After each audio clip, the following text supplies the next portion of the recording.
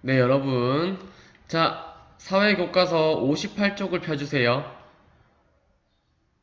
방금 전까지 이렇게 옛 이야기를 통해서 당시의 자연 환경이나 사람들이 어떻게 살았는지 생활 모습에 대해 살펴봤는데요.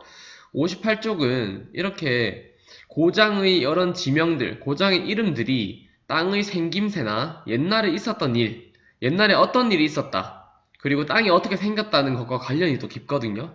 자, 이렇게 지명으로 우리 고장의 특징 한번 살펴보겠습니다. 우선 자연 환경을 알 수 있는 지명, 두물머리라는 지명과 얼음골이라는 지명이 있어요.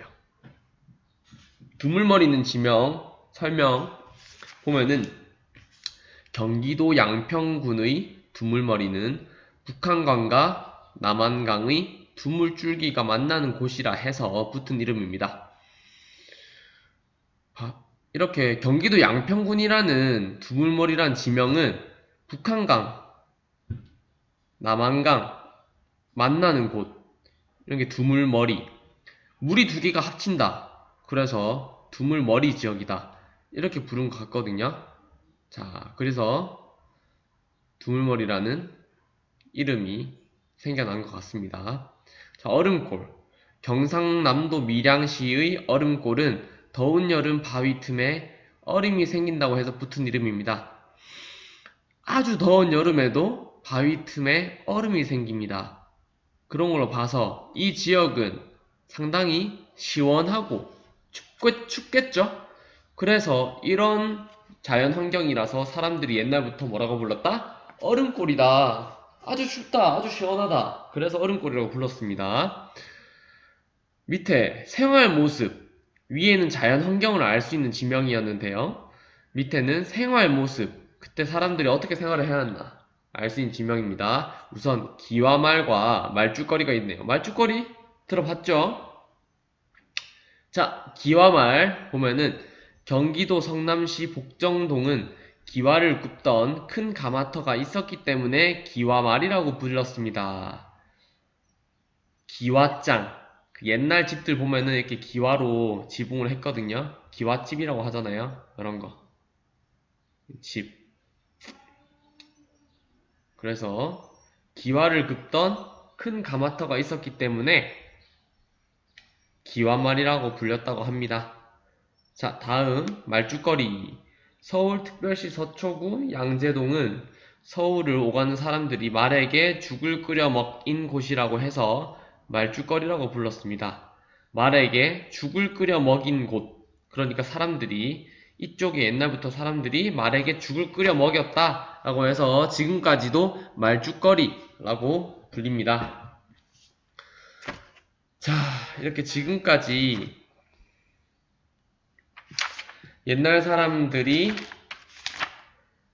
생활 모습이나 아니면 이 고장의 자연 환경들이 옛 이야기 속에 어떻게 들어가 있는가를 살펴보았는데요.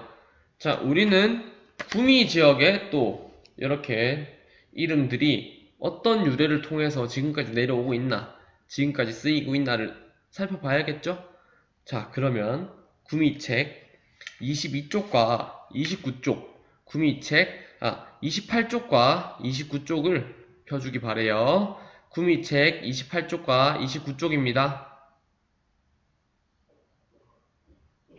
구미책. 안녕하세요.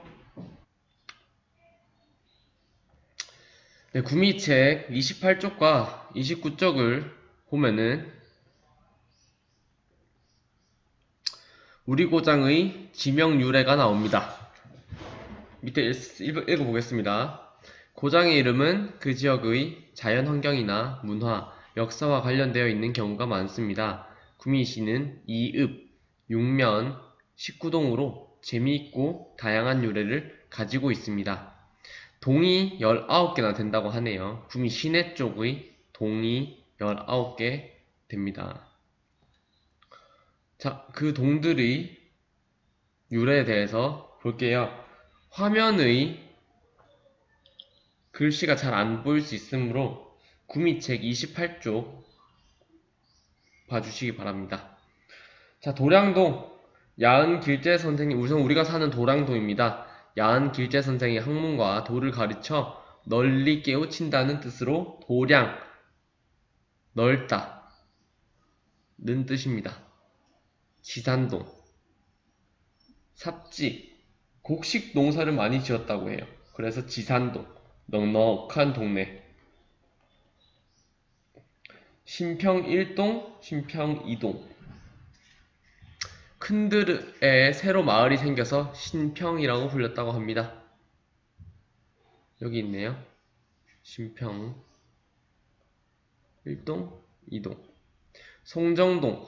옛날 울창한 소나무 숲속에 정자가 있었다고 해서 송정이라고 불렸어요. 비산동. 땅이 붉고 비옥해서 비산이라고 불렸다고 합니다. 원평 1동, 2동. 우리 구미 시내가 있는 쪽이 원평동이죠. 들 가운데 가장 먼저 생긴 들이라는 뜻으로 원평이라고 불렸습니다. 선주 원남동. 선주는 선산을 달리 부르는 이름이며 원남은 원평동과 남통동의 첫자를 따서 지었다고 합니다. 형곡 1동, 2동. 조선시대부터 가시나무가 많아서 형곡이라고 불렸다고 합니다. 상모 사곡동. 낙동강 범람이 자주 되어서 몰같이 되어서 사곡보다 고도가 높아 위에 위치하여 상모라고 불렸다고 하네요. 광평동. 마을 앞에 넓은 들이 생겨서 광평. 공단 1동, 2동. 공단이 만들어져서 비교적 최근에 지어진 이름이겠죠. 공단이라고 불렸어요. 양포동. 양호동과 포전동의 첫자를 따서 양포라고 불렸습니다. 이모동. 여러분들 다 처음 들어보는 이름도 있을 거예요. 하지만 구미에 다 지명들이니까 한번 읽어봐 주도록 합시다. 이문동과 오태동의 첫자를 따서 지었습니다. 낙동강에 소금배가 드나들 때 수풀에 가려서 잘 보이지 않는 동네라고 하여 이문이라고 불렀다고 합니다. 진미동, 진평동, 비옥한 평야와 심이동. 3년 동안 심효를 함에서 한 글자씩 따서 진미동 이라고 합니다. 인동동. 어질고 의로운 이웃이 한마음으로 화합하며 살아가는 동네라는 뜻으로 인동이라고 불렸다고 합니다. 자, 오른쪽 볼게요. 면이랑 읍지역입니다. 여기가 동지역이고요. 좀만 벗어나면은 이렇게 읍이랑 면 그런 것도 있어요. 구미는 읍이 2개, 면이 6개, 2, 3, 4, 5, 6. 거기에 해당하는 유래들을 살펴보겠습니다. 무을면. 물고르의 이름을 따서 무을이라고 불렸습니다. 옥성면. 주와 면과 신당면을 통합할 때 주와 면의 옥성리에서 유래하여 옥성이라고 불렸답니다. 도계면. 고구려 승려 아도화상이 불교의 길을 열어 도계라고 불렸다고 합니다. 해평면.